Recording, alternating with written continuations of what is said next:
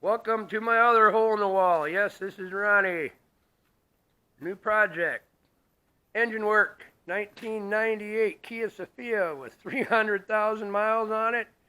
Has been totaled 3 times. And she's still plugging away, and it's my work car. And the motor's good. Doesn't take any oil yet. That's unbelievable, but I take care of it. It looks like hell. But we are going to do a timing belt, an idler pulley replacement, and water pump replacement. Specifications on this are that they should be changed every 60 to 80,000. I have 80,000 on it. I have changed the timing belt on it 80 or 100,000 miles ago, which is under that cover on this side. It's a 4-cylinder, front-wheel drive, dual overhead cam, 1.8, 16 valve. I said recommended specs are around 60, 80,000, depending on if you do a lot of city mileage or highway miles. And it's time. So, the first thing, this is going to be just basically an overview because every vehicle is different. I'm not going to film me taking out the nuts and the bolts and la-di-da. This is just kind of an overall to give people an idea if they're thinking about doing it themselves, what it entails. Like I said, but every vehicle is different. So, first thing we're going to do, if you're going to do it yourself, you get one of these right there. That is the most important thing. My pointer. Shop manual. Unless you do this every day with the same vehicles, the same brand, same style, you need the shop manual because even if you have an idea how everything goes together and comes apart, you have to have the specifications for deflection of the belt, where the timing marks are correct, all kinds of little information that changes from year to year and engine to engine. Like, oh, I've done 100 of those, I don't need a book. Well, yeah, maybe the 100th time you do it, 101st time you ain't got your specs right and you end up busting something all to hell inside because the torques weren't right or the deflection wasn't right and you scatter a motor. And this motor is what they call an interference motor. That's why changing the timing belt is so important. The cams are here. Intake, dual overhead cam, intake cam, exhaust cam. They turn off a belt behind this cover, which you'll see when I get everything torn apart, off of the crankshaft down there. I said, here's the belt. Right here. This is the belt. Idler pulley, tensioner pulley, all that's behind the case along with this water pump. I said, I'm changing the water pump because if it would leak, this old one's been in there 300,000 miles. This is the pulley that runs the water pump, if you can see down here, right down there. I said, this is your power steering pump. The AC compressor's down below. Alternator is right over here. I wish I had better light, but I'm trying to hold and point, and I don't have anything on a tripod, and I'm just holding this little camera. Theoretically, I said it last time I didn't change a water pump because when you get it apart, you'll see if there's a weep hole in it, if it's dripping, or if you're losing antifreeze. You know you got to change that too. Mine was fine. I said that was 100,000 miles ago. Now this thing has 300,000 on it for the price of the water pump, compared to how much work you have to go through to change it. Once I got all this timing belt stuff off, I'm replacing the water pump. Just common sense. I think, well, I said I'm not plugging Rock Auto, but I got the water pump brand new gates from Rock Auto for, I think, 38 bucks.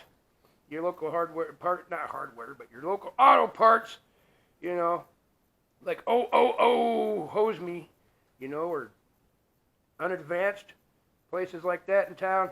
I think their price was about $70 on that water pump. And for the pulley and belt kit, I got that off of Rock Auto also, and they have a warehouse close, so I get everything delivered in 3 days. And I believe that idler and belt kit was roughly $60, and I think it was running over $100 in my local auto parts stores. You know, so if you got the time to wait, what's 3 days? You know, then I can plan out what day I dread when I'm going to do it, because this is very close quarters. And it's not really much fun to work on. I said, I've done it once before. But yeah, rule number 1, get you your shop manual. Then rule number 2, Once you have an idea of what you need to do the repair, order your parts. Especially if it's your work car and you plan on doing it on a weekend, do not assume, because that will make an ass out of you and not me, just you again. If you think that your auto parts store is going to have those parts, you tear it all apart and something's wrong with the parts and they are shot and you don't want to put them back together, and you run down to your auto parts store and say, I need these parts. And they go, we don't have them on hand, but they got them in Kansas City, wherever.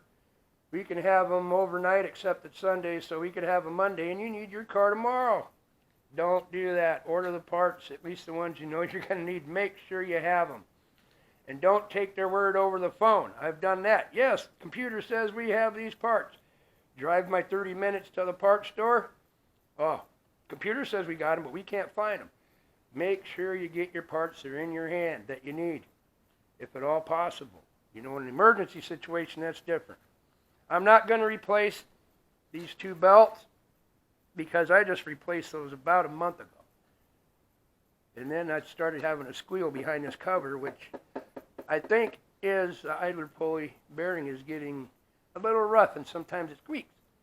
And like I said, if this timing belt would jump, if that idler pulley would start flopping a little, and it would even jump a cog or two, this interference engine, if it's not perfectly in time with those valves closing, when those pistons are coming up, you will have major contact with the valves into the cylinders. It's piston inside the cylinder as it's coming up to the top.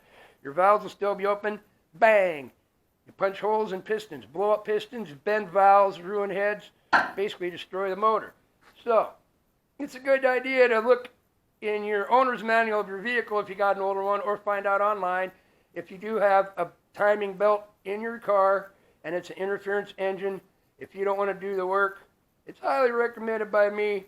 Get it changed in a certain mileage that the manufacturer recommends, because even it's, you know, the parts here for me, $100. If I had to pay somebody to do it, it might be $400 or $500. If that motor is worth that much to you in that car, get it done when you're supposed to. You explode a motor, this thing's toast. The whole car's only worth about $5, but it's worth more to me because it's my luxury work car. It does great.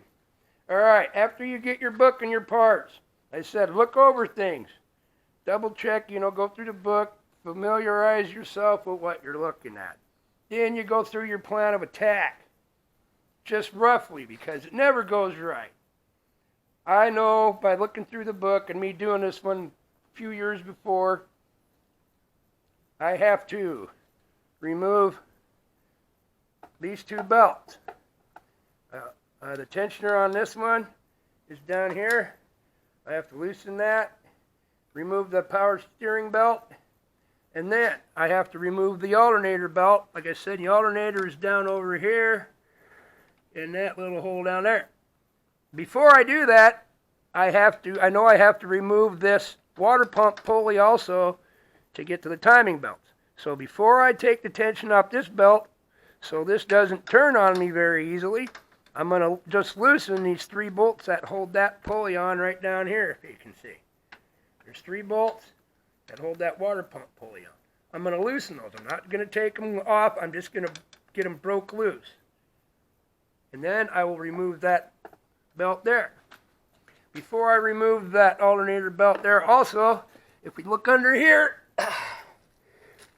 this is the crankshaft pulley that runs them.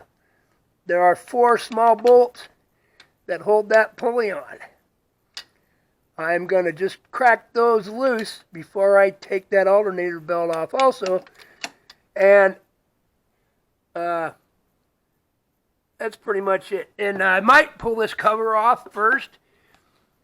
So before I start pulling all them pulleys off, I can see where my timing marks and things are. I know I have to remove this motor mount. Bolt here, bolt through there to access it. I'm going to have to look in the manual, yes, and see if I can remove this top cover before I remove any of those pulleys, but I can get the belts off. And then I think I can take this cover off, because there'll be a timing mark for this this top cog pulley gear, there'll be a timing mark over here somewhere for this one. And there'll be a timing mark down there on the crankshaft somewhere. And you have to have those all lined up before you start pulling things up. I'll explain when I get to that. And yeah, now, like I said, you look at my access. It's not very good under here. So what I'm going to do, and when I pull that motor mount loose, I have to block that motor up on this side under here. So I have some wooden blocks. But first thing I'm going to do, remove this tire and wheel. So I'm going to take the wheel assembly with the tire on it, if you want to get technical, off and put a jack stand under here so I have a little more room to work and access it. A few extra inches is a few extra inches. Alrighty, so that's the plan. And it's starting to get cold out here. I don't have my heater going. It was 52 degrees, but it's getting cold, and I had my hands frostbit when I was little, so they don't work very good below 55. It might be a little darker in here. So there's a view, and that's why I don't drive a Lincoln. My Lincoln out there, that's why I don't drive that in wintertime in the slop. That's why I got the old beater and this old beater work car. That's my Sunday go-to-church car. It don't go out in the slop. But yeah, that's the idea. That's the plan. I said that's the basics before you get started, what you want to do. I will have to drain the antifreeze out of the radiator also when I get to that point. I'll probably start up another partial video here, part 2, once I get some of this stuff apart. Alrighty, I'll be back.